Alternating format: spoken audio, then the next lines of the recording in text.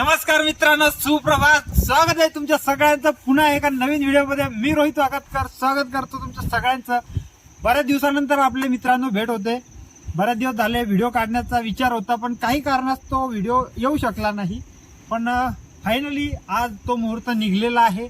बऱ्याच दिवसानंतर या सीझनचा पहिला ट्रेक आपण करत आहोत आणि व्हिडिओ पाहून थंबनेलवरून तुम्हाला कळलंच असेल की आपण कुठे जात आहोत. तर मित्रांनो, आज आपण जात आहोत कोरीगड किल्ल्याचे ट्रेक करण्यासाठी. सह्याद्रीतील हा आपला पहिला ट्रेक आहे या सीझनचा आणि हा ट्रेक एवढा खतरनाक होणार आहे. व्हिडिओ तुम्ही शेवटपर्यंत पाहत राहा. तर मित्रांनो, मी सध्या आहे कोरीगड किल्ल्याच्या पायथ्याशी. आम्ही या ठिकाणी पोहोचलो. या ठिकाणी येण्यासाठी पुण्याहून मुंबईहून येण्यासाठी बरेच मार्ग आहेत. तर आम्ही पुण्यावरून आलो आणि पुण्यावरून येण्यासाठी दोन मार्ग आहेत. तुम्ही लोणावळा मार्गे सुद्धा येऊ शकता आणि मुळशी मार्गे सुद्धा एक रस्ता आहे आणि एक पौड मार्गे सुद्धा आहे. तर आम्ही पौड मार्गे आलो. तर या ठिकाणी आम्ही पोहोचलो कसं हे तुम्ही बघा. तोपर्यंत मी ट्रेक सुरू करतो आणि पुढील इन्फॉर्मेशन तुम्हाला देतोच. पण जर तुमच्या जवळ गाडी नसेल तर तुम्ही बसने सुद्धा किंवा लोकल ट्रेनने सुद्धा या ठिकाणापर्यंत पोहोचू शकता. ते कसं पोहोचू शकता तर मी तुम्हाला पुढे सांगेलच. त्यासाठी तुम्हाला हा व्हिडिओ शेवटपर्यंत बघावा लागेल. तर चला मित्रांनो, करू आपण व्हिडिओला सुरुवात.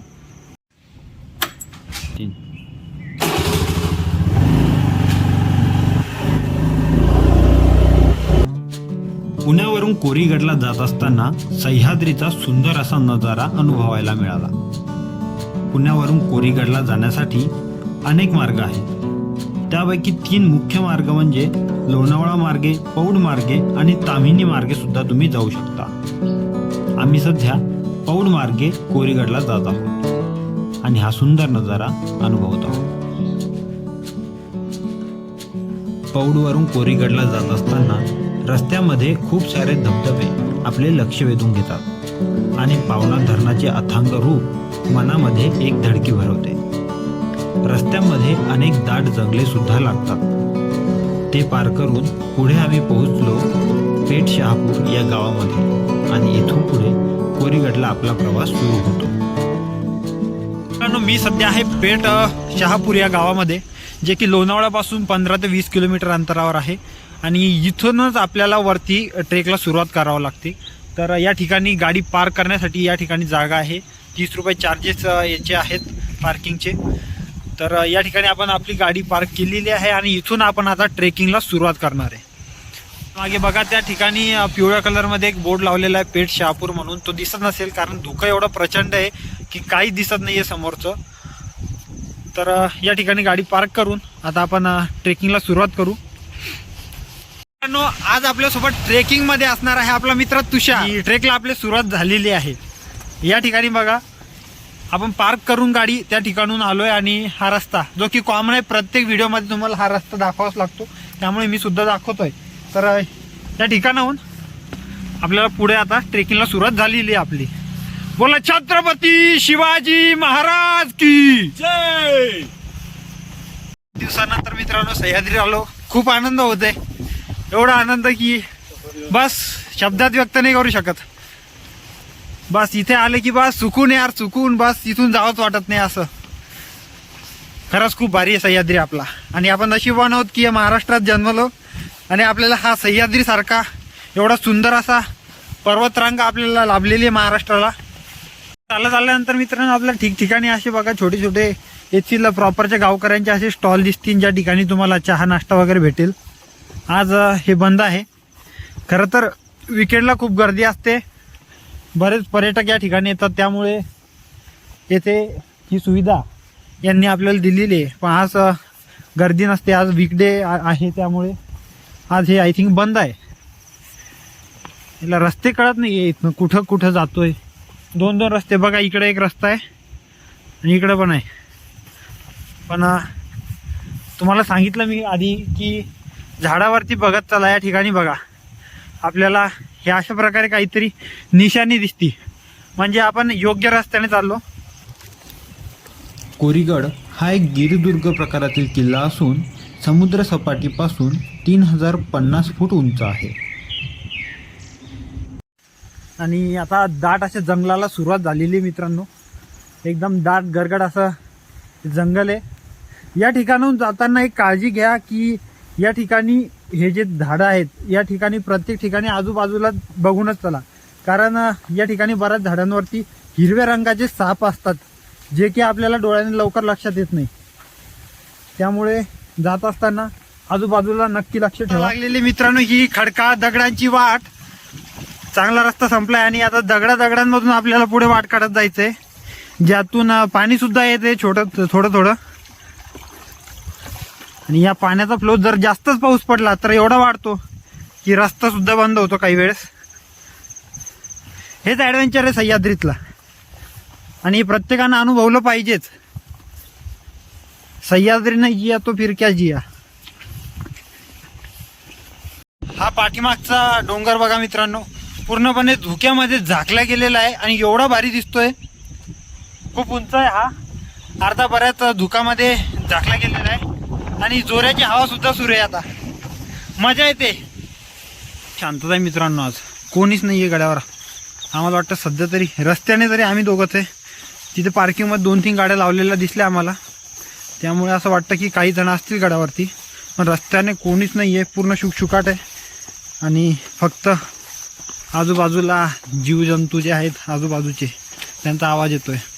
भारी फील येतोय आणि मी सजेस्ट करेल की विकेंडला जवळपास यायचं टाळाच, कारण विकेंडला पुण्याच्या आसपास जेवढे सुद्धा सह्याद्रीतील काही टुरिस्ट पॉईंट आहे, ट्रेकिंग पॉईंट आहेत, त्या ठिकाणी एवढी गर्दी असते की फिरणं होत नाही. तर शक्यतोवर यायचं असलं तर वीकडेला त्या विकेंड टाळा.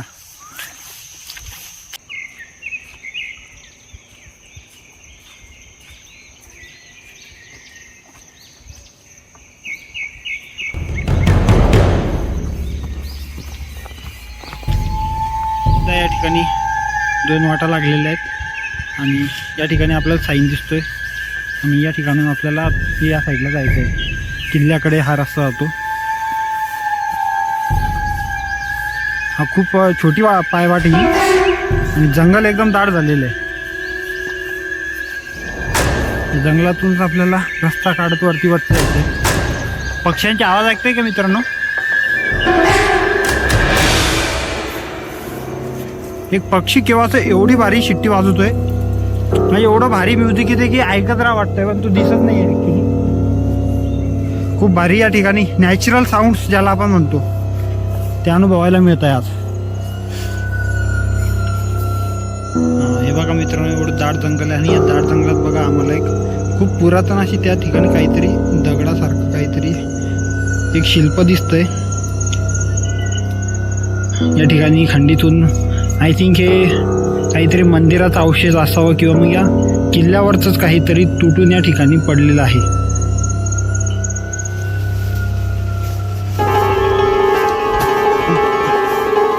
अडचणीची वाट आहे.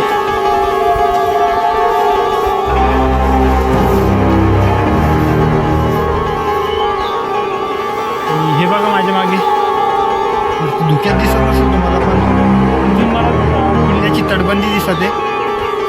म्हणजे आपण किल्ल्याच्या पायथ्याशी आलेलो आहे आणि थोडं पुढं गेलं हा छोटासा ट्रेक आहे आणि थोडं पुढं गेल्यानंतर आपल्याला किल्ल्यावर जाण्यासाठी पायऱ्या लागतात, ज्या की रील्सवरती खूप फेमस आहेत. तेच पाहून इथं गर्दी होते. रील्सवाल्यांनी खूप फेमस केलेली जागा.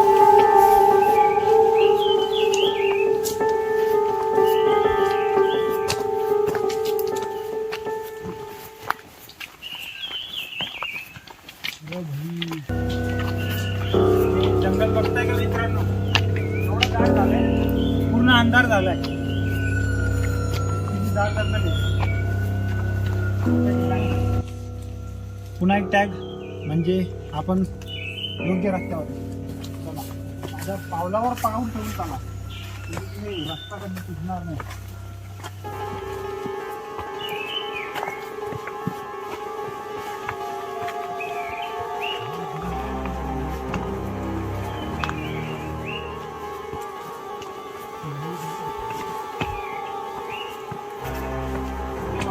येताना पाहून या बरं का, एवढे दाट झाडे वरती एखादा साप बसलेला असायचा, पडायचा वरती. आणि झाडं पूर्ण हिरवेत, सापांचा कलर सुद्धा हिरवा असतो, त्यामुळे ते काही लक्षात येत नाही. बारीक बारीक विंचू वगैरे त्यातले बारीक जीव असतात. मित्रांनो फायनली आपण कोरीगड किल्ल्याच्या पायऱ्यांजवळ पोहोचलेलो आहे.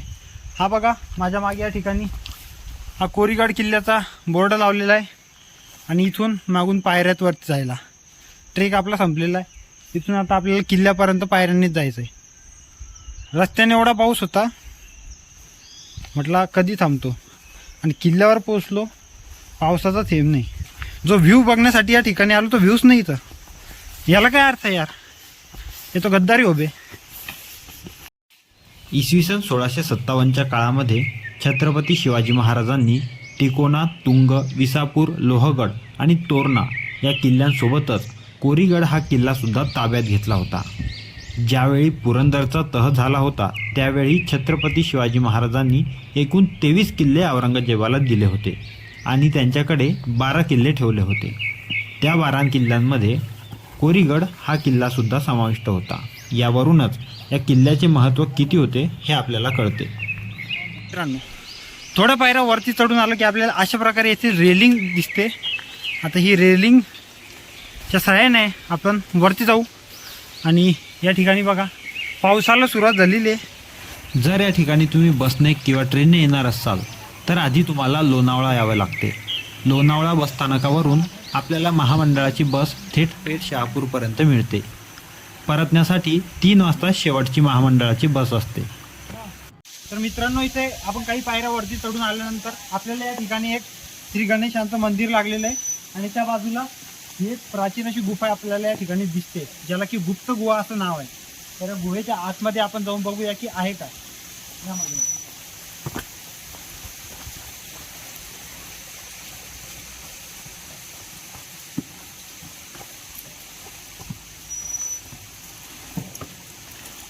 पूर्ण अंधार आहे आतमध्ये.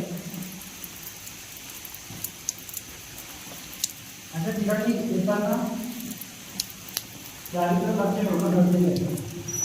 या ठिकाणी काही असू शकतं. आतमध्ये बघायला तिकडे पूर्ण अंधार आहे.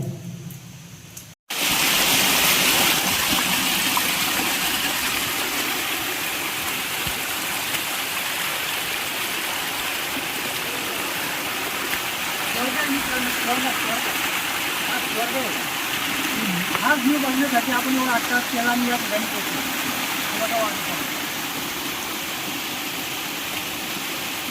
पुन्हा इथे पायऱ्या चढून आल्यावर मित्रांनो पुन्हा एक आपल्याला या ठिकाणी गुफा लागलेली आहे. भरपूर गुफा आहेत या किल्ल्यावरती. पाणी पडतंय वरतून आणि आतमध्ये या ठिकाणी पिण्याचा पाण्याचा टाका आहे. पाणी खूप स्वच्छ आहे, तुम्ही पिऊ शकता इथलं पाणी.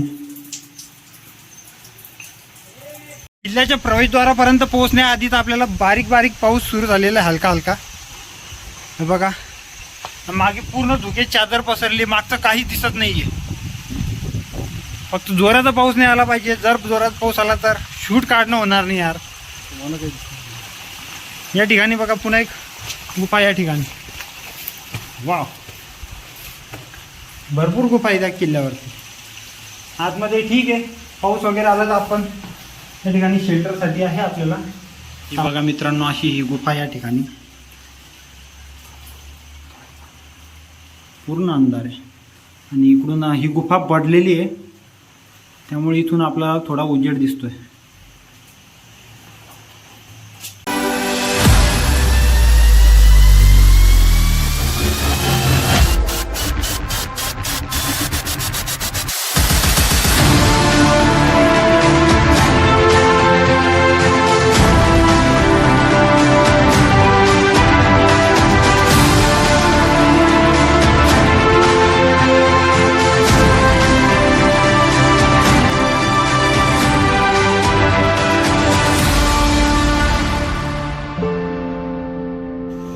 या किल्ल्यावर चढण्यासाठी 600 पायऱ्या आहेत. या किल्ल्यामध्ये प्रवेश करण्यासाठी 2 दरवाजे आहेत आणि त्यामधील मुख्य दरवाजा म्हणजे गणेश दरवाजा.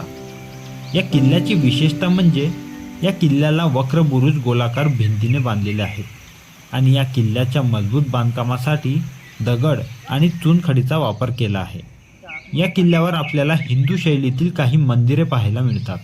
गणेश टाके, उत्तर भागातील लहान आकाराच्या गुहा, कोराई देवी मंदिर, प्राचीन तोफा, लक्ष्मी मंदिर यासारखे अनेक ठिकाणे आपल्याला किल्ल्यावर पाहायला मिळतात.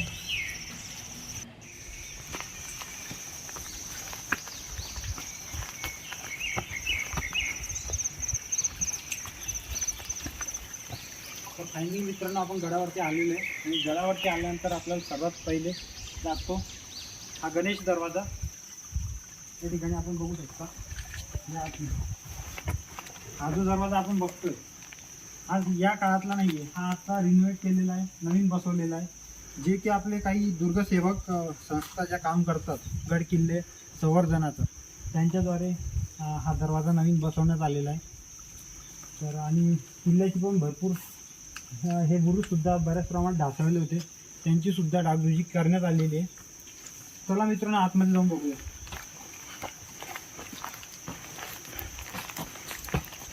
मी सध्या आहे मित्रांनो या कोरीगड किल्ल्याच्या बुरुजावरती आणि ही बघा या किल्ल्याची तटबंदी अजून सुद्धा चांगल्या स्थितीत आहे आपल्याला दिसते. त्यावरती अजून नवीन कन्स्ट्रक्शन म्हणजे पडझड झाली होती ती व्यवस्थित करण्यात आलेली आहे. या किल्ल्याचं बऱ्याच प्रमाणात बुरुज वगैरे तटबंदी जी आहे त्याचं संवर्धन करण्यात आलेलं आहे. हा बघा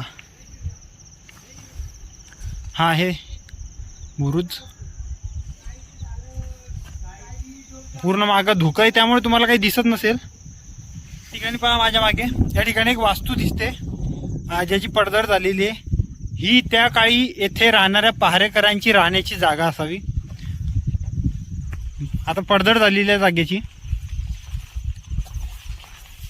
ॲक्च्युली आता तुम्हाला दाखवायचं खूप काही आहे पण या ठिकाणी धुकं एवढं पसरलेलं आहे की काहीच दाखवता येत नाही आहे. तर मित्रांनो आपण आता आलेलो आहोत या कोरीगड किल्ल्यावरती असलेल्या कोराई देवी मंदिर या ठिकाणी. या किल्ल्यावरती एक कोराई माता मंदिर आहे. हे खूप प्राचीन मंदिर आहे आणि याच देवीच्या नावावरून या किल्ल्याचं नाव जे आहे ते कोराईगड असे पडले. त्या किल्ल्याला कोराईगड किंवा कोरीगड असे सुद्धा म्हटले जाते. आपण आतमध्ये बघू शकता की तर या ठिकाणी जवळपास 25 लोक राहतील एवढी जागा आतमध्ये मंदिरामध्ये आहे. जर पाणी वगैरे असलं तर या ठिकाणी आपण आसरा घेऊ शकतो. कोराई देवीच्या मंदिराच्या मागेच मित्रांनो या ठिकाणी बघा एक तोफ ठेवलेली दिसले मला. या ठिकाणी खूप प्राचीन आहे आणि समोरून थोडं तोफ काय म्हणता येईल त्याला खंडित झालेली आहे, लोखंडी तोफ आहे ती. चला अजून पुढे बघू. भरपूर तोफा आहेत या किल्ल्यावरती. येऊन 2-3 वास्तू जर पाहिला मित्रांनो पण येथे एक चोर दरवाजा आहे जो आम्ही शोधत आहे केव्हाचा. पण धुक्यामुळे एक्झॅक्ट रस्ता त्या ठिकाणी जायचा आम्हाला समजत नाहीये कारण धुका एवढा आहे की काही दिसत नाहीये. चोर दरवाजा आहे का? चोर दरवाजा 2 आहेत. इकडे कुठे आहे? इकडे मंदिर कुठे दिसते का? हा कुठे आहे मंदिर? हे इथे.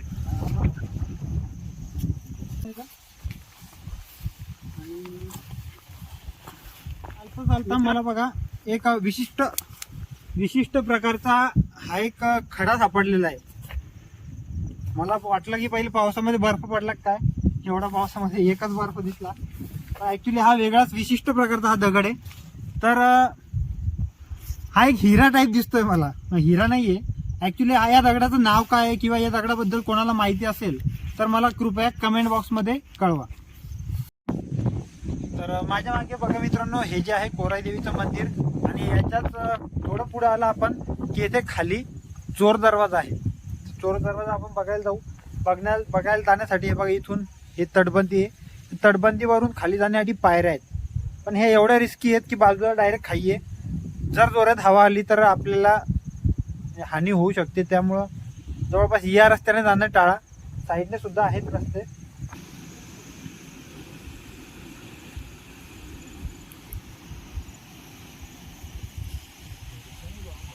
इथून उतरून आम्ही खाली आलो आणि या ठिकाणी येथे एक पाण्याचं टाका आहे. पाणी एकदम स्वच्छ आहे. आता इकडे छोटे छोटे वॉटरफॉल्स पण आपल्याला पाहायला भेटत आहेत. आवाज येत असेल तुम्हाला.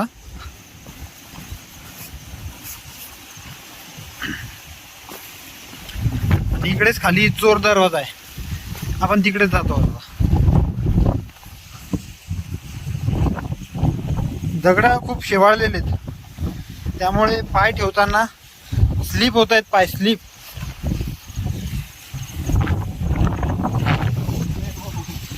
झालं मित्रांनो अशा ठिकाणी येताना चांगल्या ग्रिपचे शूज घालून या. हे बघा इथे छोटासा सुंदर असा वॉटरफॉल दिसतोय आपल्याला.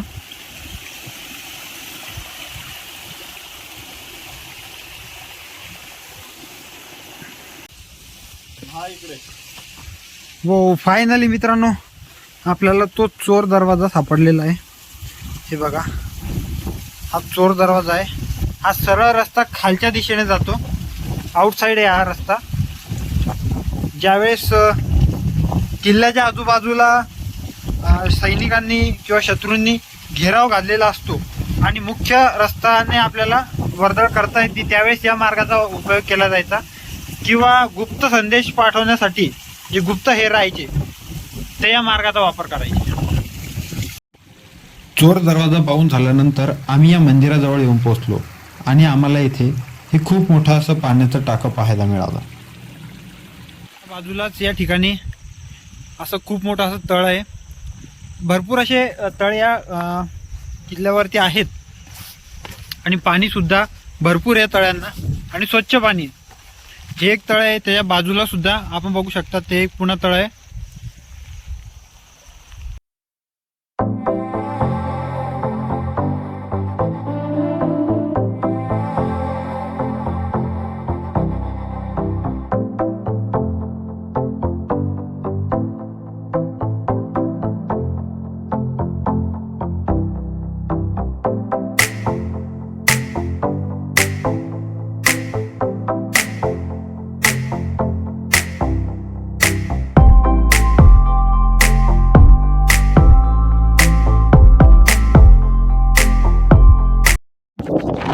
आणि मित्रांनो माझ्या मागे जे तुम्ही बघत आहात या ठिकाणचं शिवमंदिर खूप प्राचीन आहे.